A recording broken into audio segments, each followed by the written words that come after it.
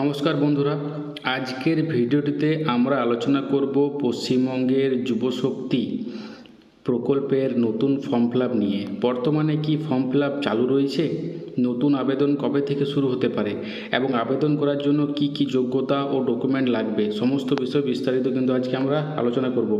তো ভিডিওটি অবশ্যই শেষ পর্যন্ত দেখবেন। আজকাল সোশ্যাল মিডিয়া এবং ইউটিউবে বেশ কিছু ভিডিও দেখা যাচ্ছে যেখানে দাবি করা হচ্ছে যে যুবশক্তি বা যুবসাথী যে পুরনো প্রকল্পটির নাম ছিল, ফর্ম ফিল আপ নাকি আবার শুরু হয়ে গেছে। এই নিয়ে আপনারা অনেকে মেসেজ এবং কমেন্ট করে জানতে চেয়েছেন, সত্যি কি যুবশ্রী বা যুবশক্তি ফর্ম ফিল আপ চালু হয়েছে নাকি এটি একটি গুজব, আর যদি চালু না হয় তবে নতুন আবেদন কবে থেকে চালু হতে পারে। ভিডিওটিতে প্রথম থেকে শেষ পর্যন্ত না কেটে পুরোটা দেখুন। এখন আমরা অফিসিয়াল ওয়েবসাইটে দেখুন আমরা চলে এসেছি। ফোন থেকে এটা ওপেন করেছি ওয়েবসাইটটা, আপনারাও পারবেন চাইলে। দেখুন এখানে 4টে অপশান আছে। একটা হচ্ছে অ্যাপ্লিকেশান সাবমিশন, একটা হচ্ছে প্রথম হচ্ছে অ্যাপ্লিকেশান সাবমিশন, এরপর হচ্ছে অ্যাপ্লিকেশান স্ট্যাটাস, পাবলিশ নোটিশ এবং ডিপার্টমেন্ট রিপোর্টস। তো আমরা যদি অ্যাপ্লিকেশান সাবমিশনে ক্লিক করি, তাহলে অ্যাপ্লিকেশান সাবমিশন ক্লিক করার সাথে সাথে দেখুন এখানে আমাদের কি চলে আসছে। এখানে আমরা দেখতে পাচ্ছি যে এখানে লেখা আছে যে অ্যাপ্লিকেশান সাবমিশন ক্লোজ। কখন ক্লোজ করা হয়েছে?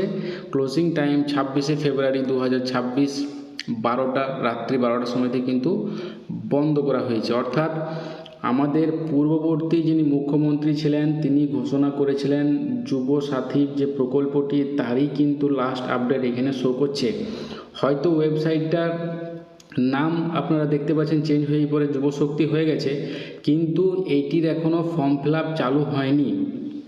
এটির ফর্ম ফিল আপ কিন্তু এখনও চালু হয়নি। তো সরকারি নোটিশ আসবে। কথা ছিল যে 22 তারিখে এটা ফর্ম ফিল আপ চালু হবে, কিন্তু 22 তারিখে কিন্তু আমাদের ফর্ম ফিল আপটা চালু হয়নি।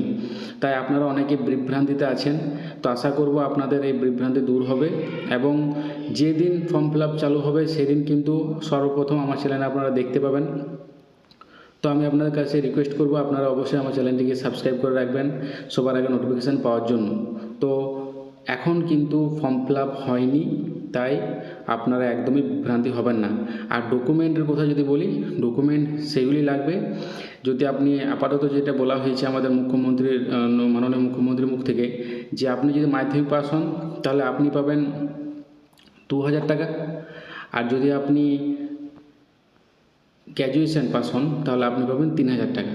এবং যে সব ডকুমেন্টগুলি অন্তত লাগে, আপনার পারিবারিক মাসিক আয় যদি আপনার ফ্যামিলির 1 লক্ষ টাকার বেশি হয় তাহলে কিন্তু আপনি পাবেন না। মাসিক আয় অর্থাৎ বছরে যদি 12 লাখ টাকার আয়ের কম হয় তাহলে কিন্তু সবাই যুবশক্তি প্রকল্পের টাকা কিন্তু আপনারা পাবেন। তাই ভিডিওটি যদি আপনাদের ভালো লেগে থাকে, আপনাদের যদি লাগে যে এটা ইনফরমেটিভ ভিডিও, তাহলে ভিডিওটি অবশ্যই একটা লাইক করবেন এবং চ্যানেলটি সাবস্ক্রাইব করে নেবেন। নমস্কার।